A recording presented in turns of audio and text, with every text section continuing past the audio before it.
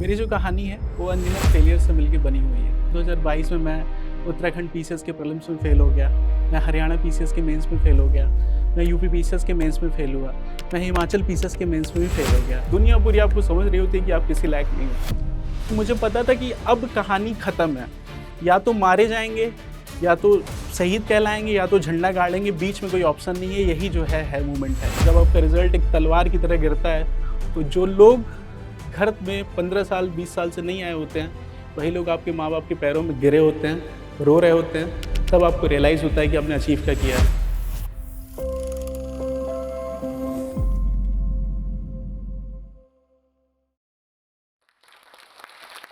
Hello, मेरा नाम विपुल पांडे है। हाल ही में यूपी पीसीएस 2024 में मेरा चयन असिस्टेंट कमिश्नर के पद पे हुआ है। मैं आपको एक स्टेप पीछे ले चलता हूँ। 2024 में यूपीएससी मेंस की परीक्षा में मैं फेल हो गया। एक स्टेप और पीछे चलते हैं। 2023 में मैंने यूपी पीसीएस के प्रीलिम्स में मेरा फेलियर है। एक स्टेप और हम पीछे चलते हैं। 2022 में मैं उत्तराखंड पीसीएस के प्रीलिम्स में फेल हो गया। मैं हरियाणा पीसीएस के मेंस में फेल हो गया। मैं यूपी पीसीएस के मेंस में फेल हुआ। मैं हिमाचल पीसीएस के मेंस में भी फेल हो गया। एक स्टेप और पीछे ले चलते हैं। यूपी पीसीएस 2021 में मैं प्रीलिम्स में फेल हो गया। एक स्टेप पीछे चलते हैं। 2020 में मैं यूपी पीसीएस प्रीलिम्स के यूपीएससी के प्रीलिम्स में फेल हो गया। एक स्टेप और पीछे चलते हैं। 2018 में मैं यूपीएससी के प्रीलिम्स में यूपी पीसीएस के प्रीलिम्स में फेल हुआ। मेरी जो कहानी है वो अनगिनत फेलियर से मिलकर बनी हुई है। लेकिन ये जर्नी शुरू कैसे हुई, ये मैं आपको शुरू से बताता हूँ। मैं गोरखपुर से बिलोंग करता हूँ, एक सामान्य परिवार से। मेरे पिताजी सिंचाई विभाग में सर्वेयर के पद पे थे, माताजी गृहिणी थी। और शुरू से मुझे ऐसा शौक था कि मैं बीटेक करूँ, मेरा इंटरेस्ट उस फील्ड में था। लेकिन चूंकि 2 बड़े भाई बीटेक कर रहे थे, उनसे मुझे इंस्पिरेशन मिलती थी। लेकिन चूंकि घर की फाइनेंशियल कंडीशन ठीक ना होने के कारण ये संभव नहीं था कि सबको एक साथ बीटेक कराया जा सके, तो मुझे डिप्लोमा करना पड़ा। समहाउ फैमिली की फाइनेंशियल कंडीशन इंप्रूव हुई, भैया लोगों की जॉब लगी, उस समय मैंने बीटेक में एडमिशन लिया। लेकिन काफ़ी लंबा टाइम निकल जाने के कारण जब मेरा बीटेक में एडमिशन हुआ तो वहाँ पे मेरा मन नहीं लगता था। तो वहाँ पे मैंने सोचा कि करियर ऑप्शन क्या है? तो इंजीनियरिंग सर्विसेज़ के एग्ज़ाम्स थे, गेट के एग्ज़ाम थे, बट मन ना लगने के कारण मुझे लग नहीं रहा था मैं एक अच्छा इंजीनियर बन पाऊँगा। तो मुझे लगा एक सिविल सर्विसेज़ एक अच्छा स्कोप हो सकता है। लेकिन सिविल सर्विसेज़ का भी कीड़ा दिमाग में कुछ टाइम पहले आया हुआ था, जब मैं डिप्लोमा का एक इंसिडेंट आपके यहाँ से शेयर करना चाहूँगा। मैं कोचिंग पढ़ाता था, तो वहाँ पे एक दिन क्या हुआ कि सीबीएसई बोर्ड के बच्चे थे और मैं यूपी बोर्ड से था, तो मुझे इंग्लिश उतनी अच्छी आती नहीं थी। तो मैं वहाँ पे कोचिंग जब पढ़ाने एक दिन गया तो उनके पिताजी आए और बोले कि यार तुम कैसे पढ़ा लेते हो? तुमको तो समझ में नहीं आता आना चाहिए, इंग्लिश की बुक है ये तो, तुम तो हिंदी में बोलते हो। तो मैंने कहा सर, मैं समझा तो ले रहा हूँ, मैथ्स से साइंस वो तो मुझे आती है। तो बोले नहीं यार, काफ़ी तुम तो ब बोल ही नहीं पाओगे। तो मैंने ऐसे कहने के लिए कह दिया कि English medium sir, Hindi medium के बच्चे भी तो आईएएस पीसीएस बनते हैं। तो उन्होंने बोला कि तुम तो आईएएस पीसीएस नहीं हो ना। तो ये मैं उस समय मेरी उम्र हार्डली 18-19 साल रही होगी और ये बात मुझे बहुत बुरी लगी। मैं बाहर आया, इनफैक्ट मेरे आँख में आँसू आ गए, ये बात मुझे बहुत बुरी लगी थी। एक इंसिडेंट वो हुआ था। दूसरा एक सोर्स ऑफ इंस्पिरेशन था कि मेरे पिताजी जो थे, जब भी सरकारी उनके डिपार्टमेंट में थे तो उनको मौका मिलता था कि वो मीटिंग्स में जाते थे। वहाँ पे अधिकारियों से उनका मिलना होता था, तो घर पे आके स्टोरीज़ शेयर करते थे कि कैसे किस अधिकारी से मिले, कैसे उसके पास डिसीज़न मेकिंग पावर है, कैसे एक साइंस से वो चीज़ें को बदलने की पावर होती है। तो इंस्पिरेशन हमें मिलता गया। एक कोचिंग इंस्टीट्यूट आके दिल्ली में जॉइन करा। तो आप जब नए-नए होते हो तो आपको लगता है कि आप 6 महीने में आईएएस बन जाओगे या पीसीएस बन जाओगे। बट जर्नी इतनी आसान नहीं होती है। जर्नी उस कोचिंग इंस्टीट्यूट से शुरू होती है जहाँ पे आपको चीज़ें कुछ नहीं समझ में आ रही होती हैं। 700-800 लोगों का बैच होता है। वहाँ पे जब आप मुझे अच्छे से याद है कि कियोस्क को मैं चाओस पढ़ता था। लोग करंट अफ़ेयर की न्यूज़ बनाते थे और न्यूज़ के नोट्स बनाते थे और मैं करंट अफ़ेयर में वर्ड मीनिंग ढूँढता रहता था। तो उस तरीके से जर्नी मेरी स्टार्ट हुई। ज्योग्राफ़ी में किस तरीके से मानसून विंड आ रही है और वो कैसे इक्वेटर क्रॉस करके घूम जा रही है, ये चीज़ें हमें आइडिया नहीं होता था। तो 2-2 3-3 महीने बाद पता चलता था कि कोरियोलिस फ़ोर्स जैसी भी चीज़ें होती हैं। इस तरीके से जर्नी स्टार्ट हुई। फिर मैंने 18 का एग्ज़ाम दिया। 2018 में मैंने प्रीलिम्स में मैं यूपीएससी में अपीयर हुआ। वहाँ पे मुझे फेलियर मिला। 18 में फेलियर मिला तो मुझे लगा चलो कोई नहीं, ठीक है, हो जाता है। फिर 19 में मैं फिर अपीयर हुआ। फिर वहाँ पे भी मुझे फेल हुआ मैं। फिर मुझे रियलाइज़ हुआ कि ये चीज़ें इतनी आसान नहीं है जो मुझे दिख रही हैं। हम बचपना होता है, हमारी मैच्योरिटी होती है। फिर मैंने सोचा एकेडमिक्स को अच्छा किया। जब भैया लोगों से बात हुई, उन्होंने बोला एकेडमिक्स अच्छा करो, तो मैंने जामिया मिलिया इस्लामिया का एंट्रेंस एग्ज़ाम दिया और वहाँ पे इंटरनेशनल स्टडीज़ में मैंने एडमिशन लिया। तो जाके थोड़ी मेरी लाइफ मुझे लगा कि मास्टर्स करते हैं, फिर पीएचडी करेंगे, चीज़ें सेटल होंगी, थोड़ा करियर अपना चलते रहना चाहिए। बट वही बचपना था, इमैच्योरिटी थी। कई बार आप यंग होते हो तो आपको लगता है कि आप बस 6 महीने की बात है। मुझे याद है मैं करोल बाग से जामिया मिलिया जाता था, मुझे लगता था कि अरे! आईएएस थोड़ी मेट्रो में जाता है और इस तरीके की चीज़ें होती हैं, आप बच्चे होते हो। तो मैंने वहाँ पे ड्रॉप कर दिया 4 महीने के अंदर जामिया। उसके बाद कोविड आया। कोविड आने के बाद पिताजी मेरे रिटायर हो गए। तो दिल्ली एक महँगा शहर होने के कारण अफ़ोर्डेबिलिटी हमारी ख़त्म हो गई। 20,000 25,000 दे पाना संभव नहीं था, तो मैं वहाँ पे एक ऐसे शहर में मूव किया, जहाँ छोटा शहर था, जहाँ पे मतलब 10,000 में एक्सपेंडिचर हमारे हो जाएँ, चीज़ें हमारी हो जाएँ। फिर मैं मूव किया, फिर मैं एक दिन ऐसे ही घर पे बैठा हुआ था, कोविड का टाइम था मुझे याद है। उस समय सब लोग ही घर पे थे। तो मैं घर में कमरे में बैठा हुआ था, भैया अचानक से आते हैं मेरे रूम में। बोले क्या कर रहे हो? And I was highly depressed, मैं पूरा एकदम डिप्रेस्ड था। भैया आए, बोले क्या कर रहे हो? मैंने कहा पता नहीं क्या हो रहा है, क्या चल रहा है? तो भैया बोले, एक उनकी बात वहाँ पे मुझे लगी, चूँकि मैं तब तक यूपीएससी के एग्ज़ाम दे रहा था। भैया ने बोला कि देखो यार, हवाई जहाज़ के सपने पालो ठीक है, लेकिन इस लायक भी मत रहना कि कार में भी मत बैठ पाना। तो इस लायक इतना ईगो लेके मत चलना। फिर मुझे वहाँ पे एक बात समझ में आई, ठीक है यूपीएससी अपनी जगह है, ईगो पे नहीं लेते हैं बात को, है ना? उसको एक टाइम पे रोकते हैं। तो 3 साल ऑलरेडी 3 प्रीलिम्स के फेलियर हो चुके हैं, 18, 19, 20 के। फिर मैंने स्टेट पीसीएस को देखना शुरू किया। उसमें मैंने उत्तर प्रदेश पीसीएस में, Haryana PCS, Uttarakhand PCS, Himachal PCS मैंने फॉर्म डालना शुरू किया। अनफॉर्च्यूनेटली हरियाणा पीसीएस मैं दिया, वहाँ पे पहली बार ऐसा हुआ जब मुझे मेंस लिखने का मौका मिला। मुझे याद है मेरा पीडीएफ में नाम आया था। अलग ही लेवल की खुशी खुशी थी, मेरे हाथ काँप रहे थे कि पहली बार खुद को आप साबित करते हो कि आप इतने बुरे नहीं थे, कि आपको मौका नहीं मिल रहा था। फिर आप वहाँ पे होते हो, फिर आप किसी तरीके से आगे लाइफ में बढ़ते हो, फिर आपको लगा पहली बार तो हमें मिला, क्योंकि दुनिया पूरी आपको समझ रही होती है कि आप किसी लायक नहीं हो। फिर वहाँ पे मुझे मौका मिला और मैंने मेंस, अब मैं वेट कर रहा था कि अब मेरा मेंस होगा। बट मई 2022 की बात है, करप्शन की भेंट चढ़ गया वो एग्ज़ाम और मेरा एग्ज़ाम वो कैंसल हो गया था। प्रीलिम्स के रिज़ल्ट को कैंसल कर दिया गया और मुझे याद है कि मैं लाइब्रेरी में खड़ा था उस टाइम इलाहाबाद में और मुझे लग रहा था मेरे पैर के नीचे से ज़मीन निकल गई है। पहला मेंस था, वो ज एग्ज़ाम जा चुका था। मैंने किसी तरीके से खुद को सँभाला। मैंने जून 2022 में फिर से यूपीएससी का एग्ज़ाम दिया और वहाँ पे मैं जीएस में मैंने बहुत अच्छा स्कोर किया, मैं कट ऑफ से 14 मार्क्स ऊपर था। बट मुझे याद है सीसैट के पेपर में एक क्वेश्चन में ब्लंडर होने के नाते और मुझे एग्ज़ाम सेंटर में लग गया था कि चीज़ें मेरे एंड से ख़राब हो चुकी हैं।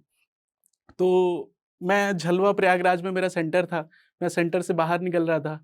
अच्छे से वो सीन अभी भी मैं रिकॉल कर पा रहा हूँ, मेरे सामने एक स्विफ्ट डिज़ायर कार जा रही थी और मुझे इतना खुद पे गुस्सा आ रहा था कि मन हो रहा था कि बस मैं उसके सामने कूद कूद जाऊँ। खुद पे इतना गुस्सा आ रहा था कि मैं ऐसे गलती कैसे कर सकता हूँ, जीएस में कट ऑफ होने इतना ऊपर होने के बाद भी। लेकिन वो खुद का गुस्सा किसी से आप कह नहीं सकते हो, किसी को समझा नहीं सकते हो कि जीएस में भाई मेरे बहुत अच्छे मार्क्स थे, मैं सीसैट में क्वेश्चन में रुक गया। लाइफ आपको जब रोकना होता है तो मैं स्मॉलेस्ट 2 डिजिट नंबर अज़्यूम करना था। मैंने 11 10 अज़्यूम करने की जगह पे 11 कर लिया और वो चीज़ मुझे खा गया। वो चीज़ किस तरीके से मेरा 2 साल खाया है, मैं ही जानता हूँ। किसी तरीके से खुद को सँभाला, सोचा यूपी पीसीएस को देते हैं, इस बार चल के देते हैं।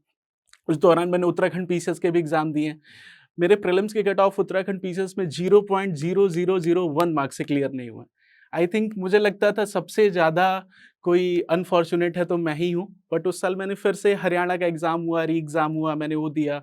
फिर से यूपी का री-एग्ज़ाम हुआ, मैंने वो दिया। फॉर्च्यूनेटली माता रानी की कृपा से दोनों एग्ज़ाम मेरे क्लियर हुए, 2 मेंस लिखने का मुझे मौका मिला। अब सब कुछ ठीक था, पहली बार आप मेंस लिखते हो तो आपको लगता है कि मतलब बस आप में और सक्सेस में बहुत दूरी कम बची है। फिर अगेन वो बचपना होता है आपका। फिर उसके बाद मैंने एग्ज़ाम दिया और मैं वेट कर रहा था, अच्छे पोज़ीशन में था। मैं सोचा दिल्ली चलते हैं, इंटरव्यू की तैयारी करते हैं।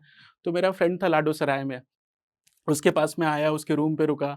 लाडो सराय इज़ रिलेटिवली अफोर्डेबल, तो मैं सोचा वहाँ चलते हैं। मुझे अभी भी याद है, अभी तक मुझे लग रहा था मेरे पेपर बहुत अच्छे गए थे, मुझे लग रहा था कि मैं बहुत अच्छा कर रहा हूँ। 17 जनवरी 2023 का वो दिन, जिस दिन हरियाणा पीसीएस का रिज़ल्ट आया, again a no match found. वो चीज़ फिर मुझे लग रहा था कि चलो कोई नहीं, यूपी का रिज़ल्ट आएगा, यूपी हो जाएगा, यूपी हो जाएगा। 9th फरवरी 2023 UP PCS mains result, no match found. अब वो रात बहुत ही खराब रात थी। मुझे लगता है कि मुझे किसी को बद्दुआ भी देनी हो तो मैं उस रात को बद्दुआ में ना दूँ। और उस दिन मैं सोया हुआ था, ऐसे लेटा हुआ था, फरवरी का महीना था, फ़ैन धीरे-धीरे चलता है, उसकी पंखियाँ आपको दिखती रहती हैं और मैं लेटा हुआ था, मुझे पंखियाँ दिख रही थी क्लियरली और मुझे इतना नेगेटिव फ़ील हो रहा था, मुझे लग रहा था आज रात निकलेगा नहीं। इस तरीके की चीज़ें, बुखार मुझे बहुत सारा था और मैं याद है मुझे बेड में, मैं ऊपर ना देखते हुए मैं बेड में अपने सिर को मतलब एकदम मैं धँस जाऊँ, धरती फट जाए, मैं चला जाऊँ इसमें। इस तरीके की चीज़ें हुई। फिर अचानक से क्या हुआ कि मैं यूट्यूब, जनरली मेरे यूट्यूब पे इतने भक्ति की चीज़ें नहीं आती हैं। बट उस दिन पता नहीं क्या हुआ, मैंने यूट्यूब जस्ट ऐसे सिर सिर को इधर करके यूट्यूब खोला, पहला शॉर्ट्स आया। वो शॉर्ट्स पता नहीं कहाँ से आया। मुझे नहीं पता, आज तक नहीं पता चला वो कहाँ से आया। बस एक वही आया था। उसमें लिखा हुआ था कि माटी कहे कुम्हार से तू क्यों रोंदे मोए, एक दिन ऐसा आएगा मैं रोंदूँगी तोए। मिट्टी कमज़ोर होती है तो कुम्हार से कहती है कि मेरी क्या गलती है। एक दिन वही मिट्टी कुम्हार को अपने नीचे दफ़न कर देती है। मैं इस चीज़ को सोया, मैं सोचा कि खुद को सँभाल लो, आज की रात निकाल लो, कल शायद कुछ अच्छा हो जाए। मैं कल उठा, भैया से मेरी बात हुई, बोले यार 4-5 साल हो गया, अब ऐसे मत करो, काफ़ी टाइम निकल गया है, एटलीस्ट अपने करियर को ठीक करो। फिर मैंने दृष्टि आईएएस एक कोचिंग है, वहाँ पे मैंने अप्लाई किया, कंटेंट राइटिंग में उनका मुझे कॉल आया।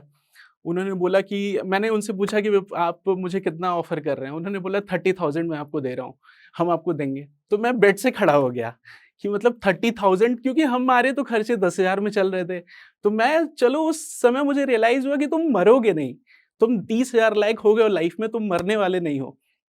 फिर मैं गया, इंटरव्यू वगैरह दिया, वहाँ पे एक दोस्त था, गाज़ियाबाद गया, काफ़ी इधर-उधर आना-जाना। इस बीच में मैं हर उस सस्ती जगह को ढूँढता रहा जहाँ 10,000 में मेरे खर्चे चल जाएँ, क्योंकि मेरी पढ़ाई मेरे पिताजी मेरे पेंशन के थ्रू कर रहे थे। तो मैं फिर दृष्टि जॉइन किया, दृष्टि में मैं बस ये था कि मैं जॉइन करूँ और मेरा मूड थोड़ा सही हो, दिमाग चीज़ें सही हो। फिर उसके बाद मैं वहाँ पे जॉब करने लगा। फिर वहाँ पे पैसे आने लगे, ठीक है, मंथली क्रेडिट होता है तो आपके अकाउंट में, तो आप वुडलैंड के शूज़ भी प्रेफ़र कर लेते हो, चीज़ें अच्छी होती है, ज़ोमैटो के प्राइम मेंबर बन जाते हो। तो 3 महीने में मेरा दिमाग सही हुआ।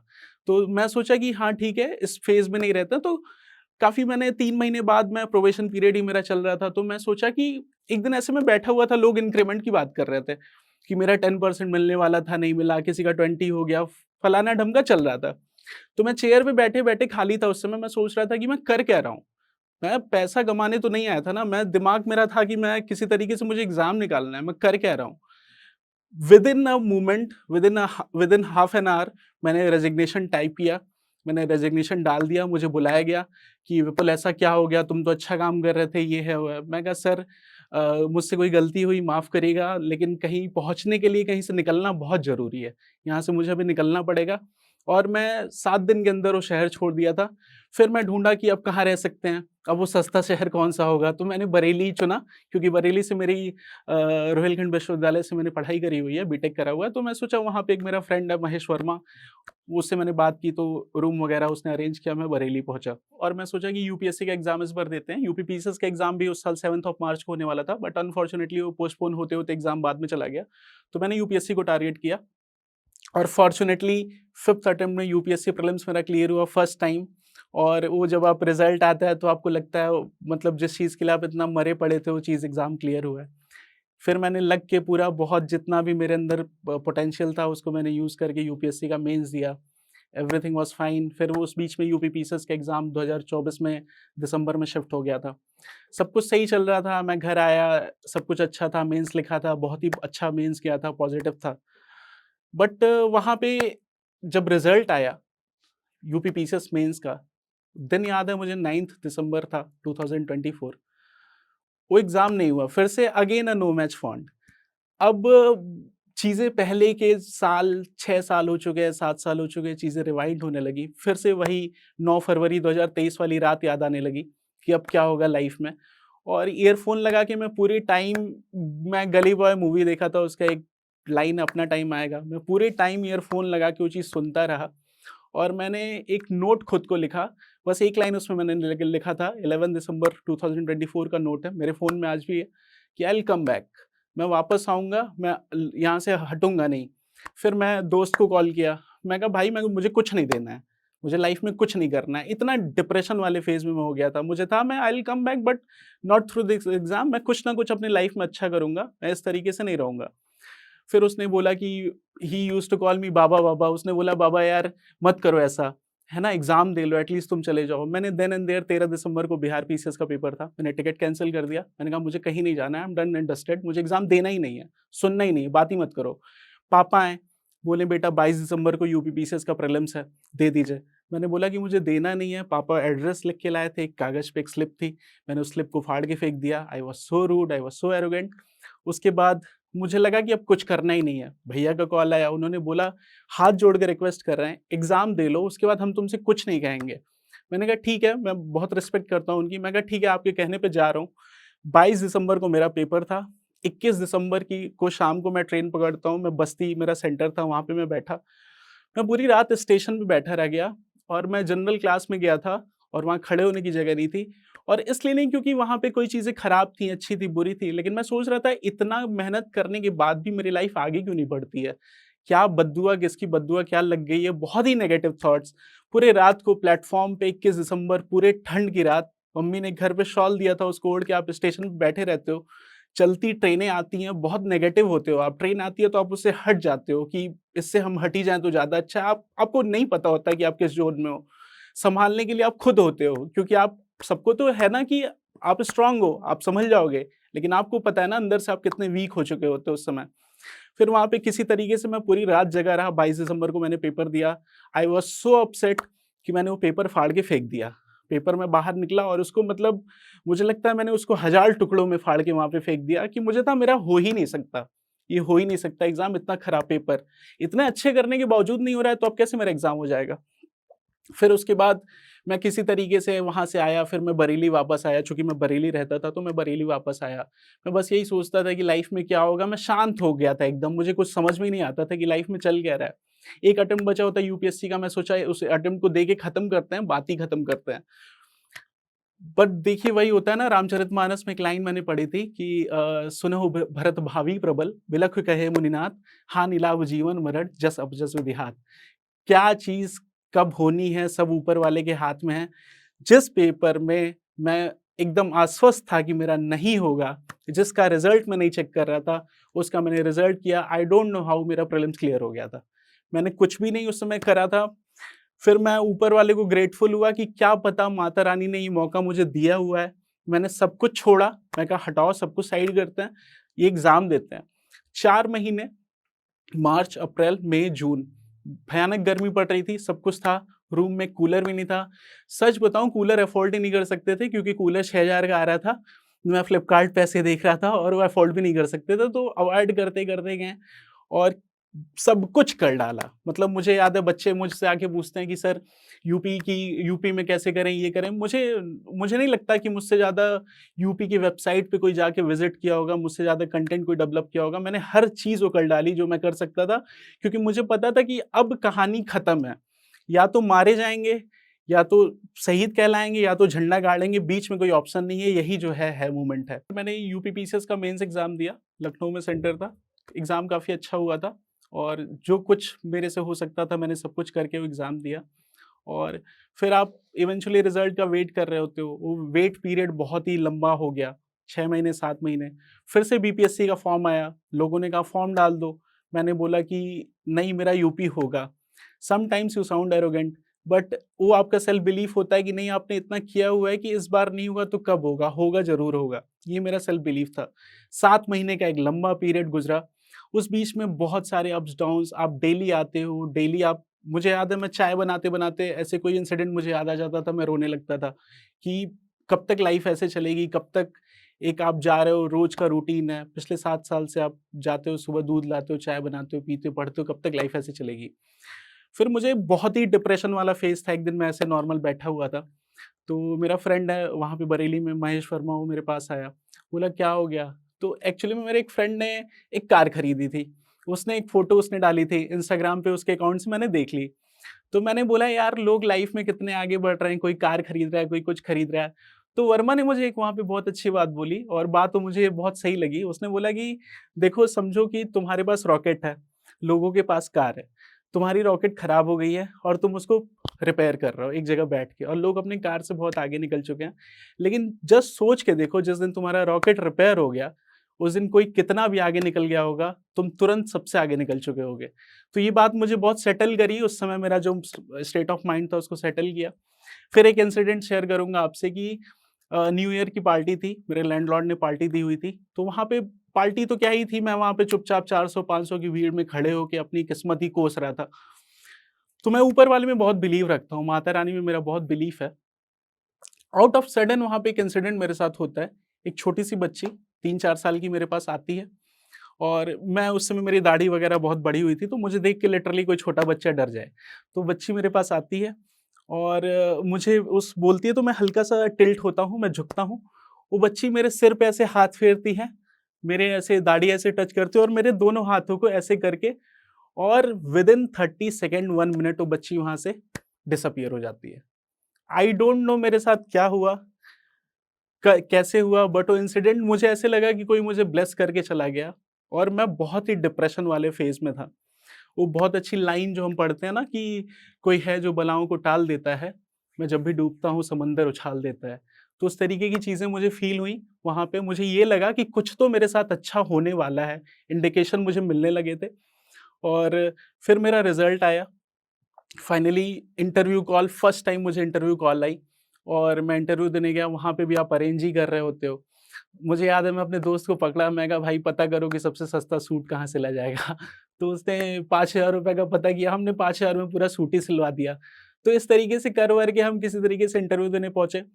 इंटरव्यू भी अच्छा ही गया था, वहाँ पे बहुत सारी चीज़ें हुई थी, बहुत सारे क्वेश्चन्स हुए, चीज़ें अच्छी हुई और फाइनली 24 मार्च का दिन है, जब हज़ारों बार आप पता नहीं कितने बार आप अनगिनत बार नो मैच फाउंड होते-होते, एक बार आपका रोल नंबर स्ट्राइक करता है। लोग मुझसे अभी भी पूछते हैं कि विपुल उस समय फीलिंग क्या थी? ना उस दिन मैं रोया था, ना उस दिन मैं हँसा था। मैं चुपचाप खड़े हो गया था और मुझे लग रहा था कि आपने सोसाइटी को एक मैसेज दे दिया है कि आप जितना खराब थे, उतना खराब आप हो नहीं। क्योंकि आप प्रिपरेशन करते हो तो overall the period of time में आपको ये समझा जाता है कि आप किसी लायक नहीं हो। आप एक सोसाइटी में जब आपका रिज़ल्ट, जो लोग आपकी पीठ पीछे खड़े होके बातें कर रहे होते हैं कि अरे 6-7 साल से तैयारी कर रहा है, कुछ नहीं कर पाएगा। बहुत होते हैं तैयारी करने वाले और जब आपका रिज़ल्ट एक तलवार की तरह गिरता है, तब आपको रियलाइज़ होता है कि आपने अचीव क्या किया है। कि जो लड़का 6-7 साल से बंद कमरे में खुद से बातें करता था, उसको कोई नहीं सुनता था, आज वो जो स्टॉक्स पे खड़ा है। तो आई थिंक इससे ज़्यादा वर्थ कुछ नहीं हो सकता लाइफ में। जो लोग प्रिपरेशन कर रहे हैं, मैं उनको बस यही कहना चाहूँगा, बहुत सारे स्ट्रैटेजीज़ हैं मार्केट में, आपको सब कुछ पता है, आप सब चीज़ें जानते हैं, समझदार हैं, मैच्योर हैं। बट कुछ चीज़ें मेरे फेलियर से आप यही याद रखिएगा, आपको पता है आप क्या कर रहे हो, दुनिया भर को बताने की ज़रूरत नहीं है।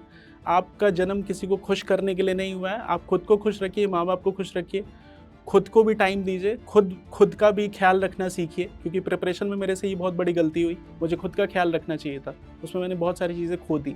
बशर का एक शेर है कि ख्वाहिशों के बोझ में तू क्या-क्या कर रहा है बसर, इतना तो जीना भी नहीं है जितना तू मर रहा है बसर।